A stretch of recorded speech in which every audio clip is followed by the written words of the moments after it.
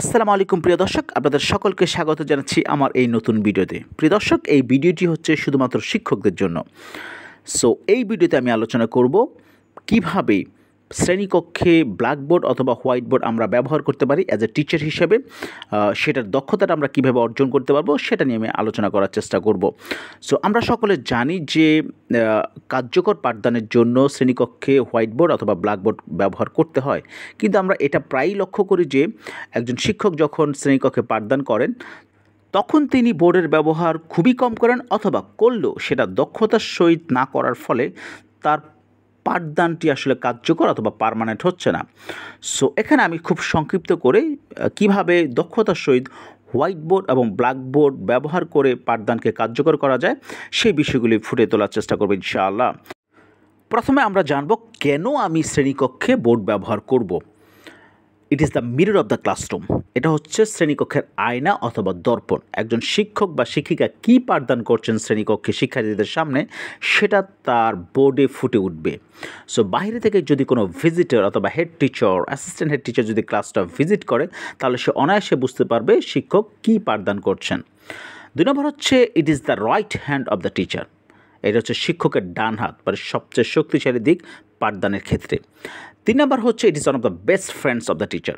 শ্রেণীকক্ষে একজন শিক্ষকের সবচাইতে ভালো বন্ধু হচ্ছে তার বোর্ডটি, কারণ তার পাঠদান, তার লেসনটি আসলে তিনি শিক্ষার্থীদের সামনে যখন ফুটিয়ে তুলবেন তখন সেটা হচ্ছে বোর্ডের লেখার মাধ্যমে আসলে ফুটিয়ে তুলবেন। So mirror of the classroom, শ্রেণীকক্ষের আয়না, right hand of the teacher, শিক্ষকের শক্তিশালী দিক, and best friend of the teacher. So আমরা যদি এভাবে বলি যে white board or blackboard is very essential which makes students life very bright, যেটা কিনা শিক্ষার্থীদের জীবনকে আসলে খুবই উজ্জ্বল করে, ফিউচারটাকে আরও সুন্দর করে। এখন আমরা শ্রেণীকক্ষে বোর্ডের ব্যবহারের আরও কিছু সুবিধা নিয়ে আলোচনা করব। 1 নম্বর হচ্ছে it is an important visual aid use by the teacher for effective communication. সে কার্যকর যোগাযোগের জন্য শিক্ষক দ্বারা ব্যবহৃত এটা একটা গুরুত্বপূর্ণ চাক্ষুষ সহায়তা, যেটা ভিজুয়াল এইড, যেটা দেখা যায় আসলে। সো এটা হচ্ছে কার্যকর যোগাযোগের জন্য শ্রেণীকক্ষে ভিজুয়াল এইড হিসেবে কাজ করে। 2 নম্বর হচ্ছে যেটা ফর প্রোভাইডিং জেনারেল ইনফরমেশন। আমরা যে কোনো সাধারণ তথ্যগুলো আসলে আমরা বোর্ডের মাধ্যমে প্রোভাইড করতে পারি, আমাদের শিক্ষার্থীদের সামনে আমরা সুন্দর করে সেটা তুলে ধরতে পারি। 3 নম্বর হচ্ছে for clarifying the concept or analysing the data or information. So যে কোনো পাঠের বা যে কোনো লেসনের যে কনসেপ্টটা আমরা যদি ক্লিয়ার করতে চাই আমাদের কোমলমতি শিক্ষার্থীদের সামনে, তখন আমরা বোর্ডে আসলে সেটা উপস্থাপন করতে পারি এবং যে কোনো ডেটা অথবা ইনফরমেশনকে খুব সুন্দর করে তুলে ধরে আমরা শিক্ষার্থীদের সামনে সহজ করে উপস্থাপন করতে পারি।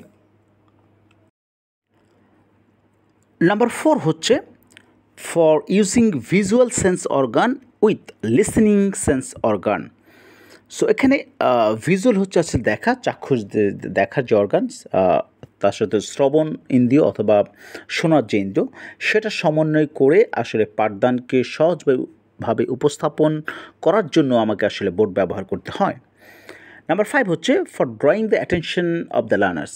সো আমাদের শ্রেণীকক্ষে যে শিক্ষার্থীরা থাকে তাদের অ্যাটেনশনকে আপনি যদি ড্র করতে চান তাহলেও কিন্তু আসলে আপনাকে শ্রেণীকক্ষে বোর্ড ব্যবহার করতে হবে। নাম্বার 6 হচ্ছে for making learning permanent and effective. আপনার পাঠদানকে যদি স্থায়ী এবং কার্যকর করতে চান তাহলেও আসলে বোর্ডের ব্যবহার মাধ্যমেই সেটা করা যায়, কারণ আমরা যখন বোর্ড ব্যবহার করি, বোর্ডে যে লেখাটা লিখি সেটা কিন্তু শিক্ষার্থীরা 2টা organs, visual sense and listening সেন্সের মাধ্যমে কিন্তু সেটা তাদের মানসপটে নিয়ে নেয় এবং সেই পাঠদানটা কিন্তু স্থায়ী এবং কার্যকর হয় বলে বিভিন্ন গবেষণায় দেখা গেছে। নাম্বার 7 হচ্ছে for helping students in writing.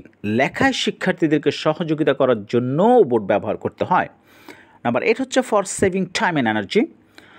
শ্রেণীকক্ষে যদি একজন শিক্ষক সময় এবং শক্তিকে অপচয় করতে না চায়, সময়কে যদি সঠিকভাবে ব্যবহার করতে চায়, তাহলে সেটা বোর্ডের ব্যবহারের মাধ্যমেই সম্ভব। নাম্বার 9 হচ্ছে for increasing involvement of the learners.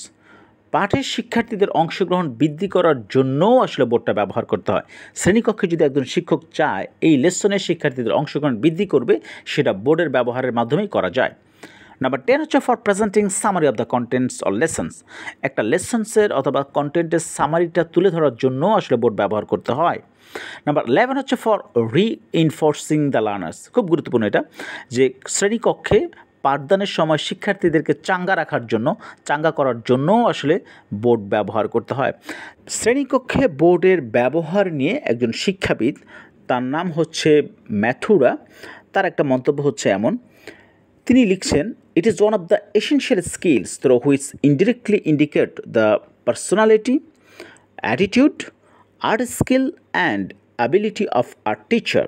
So তার মতে তিনি বলছেন যে এটা হচ্ছে খুবই গুরুত্বপূর্ণ একটা দক্ষতা, যার মাধ্যমে আসলে একজন শিক্ষকের তার ব্যক্তিত্ব, তার যে দৃষ্টিভঙ্গি, তার যে শৈল্পিক দক্ষতা এবং তার যে সক্ষমতা, সেটা আসলে প্রকাশ পায়।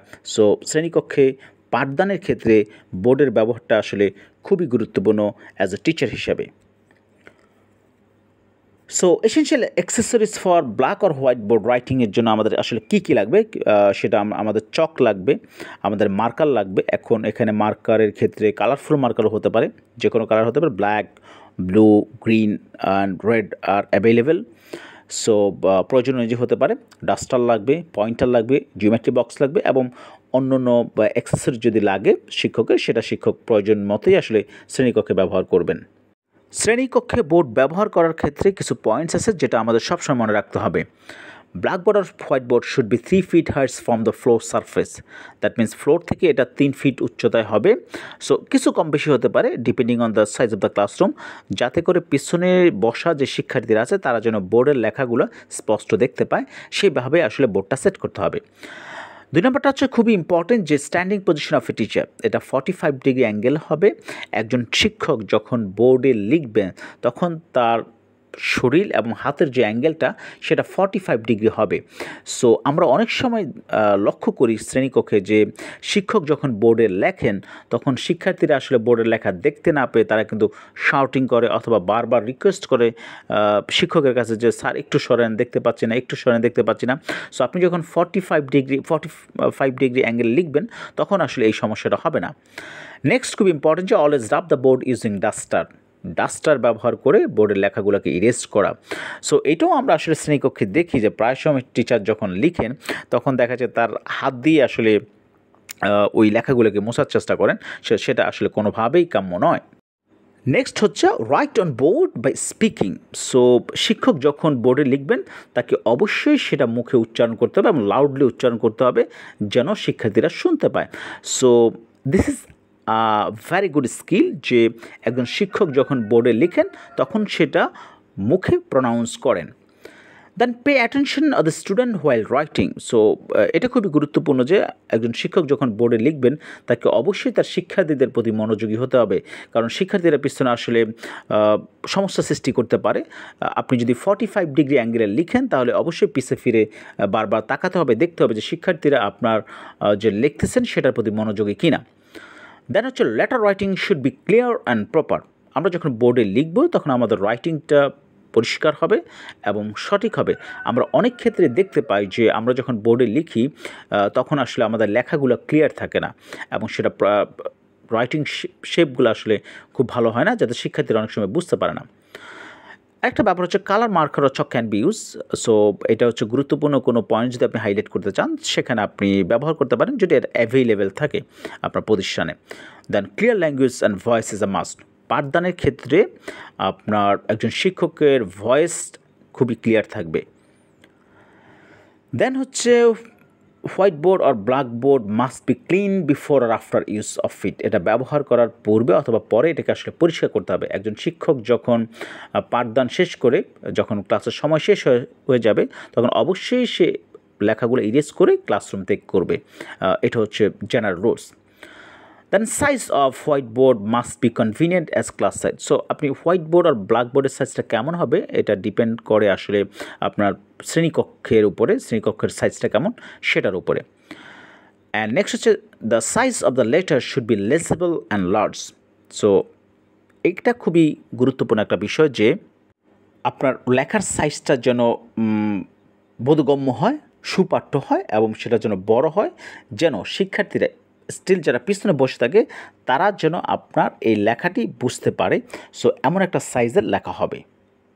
নেক্সট হচ্ছে adequate spacing between two letters while writing. So এটা আমাদেরকে লক্ষ্য রাখতে হবে যে আমরা যখন লিখব তখন যে পর্যাপ্ত গ্যাপ যেটা থাকার কথা দুইটা লেটারের মাঝখানে সেটা যেন থাকে। একটা হচ্ছে যে adequate spacing between two words while writing. So আমরা যখন লিখব তখন এটা আমাদেরকে অবশ্যই খেয়াল রাখতে হবে যে দুইটা শব্দের মাঝে যে দুটো গ্যাপ থাকা প্রয়োজন সেই গ্যাপটা যেন সেই স্পেসটা যেন আমরা লেখার সময় রাখি। নেক্সট হচ্ছে the diagram should be simple and large while drawing.